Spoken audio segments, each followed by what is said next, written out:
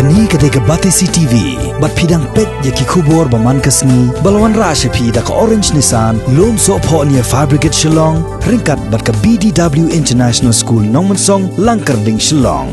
Admissions open now.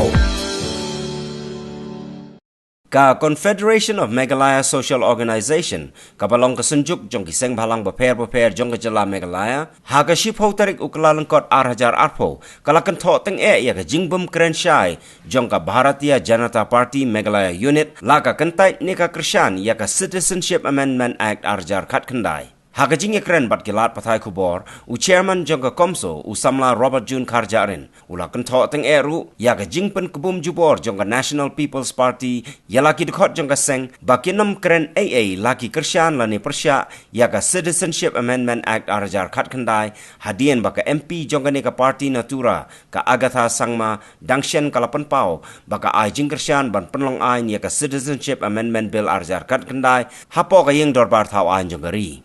BGP in clearly they keep on repeating a lot of jokes. It's become a joke actually. Kawai ka meeting ke jongki ki ong ba ni persya si ni ba sanbor u tho si thi ba persya si wai kopi sing giro. Ngai ba u elhek as a cabinet minister udah ai press la ne la da wi song ki ong ya persya si Yui ka BGP hak assembly lang ba sanbor sulai uang bangi dawa LP ni persya si kadang ro ka jingkren jong u presiden jong ki hiu san u sibun uang ba ni persya si u sket training itu ba lu sai u ajing tho ban persya si uni uju beri tapat uang mengili persya pek ba ban kersan si teleda mau ye la diru persya un persya ko no si we BGP themselves in Meghalaya is not clear whether they oppose CEA or they support CEA. So, so our advice to them is you get yourself clarified first. Shai shwa yaladi laki kersan laki support CEA, then you can think of katati ni iba BGP in Meghalaya is a confused party. They don't know what to do. It seems like bakadi ka parti ka basu blindly follow ya kata ka high command kat baong high command balik bayong ti actually we expect more than confused statement.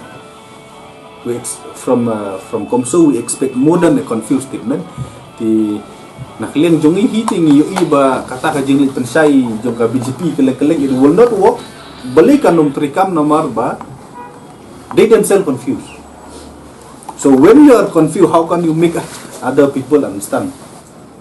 If the president in one statement he say that we oppose CAB, hakaway pat ni ong ba ngilay pensay ya kata kasi so kumno ki ba aro kin ngit na uju ubrio ki mi artali statement nakaju kan hun in mi artali ki statement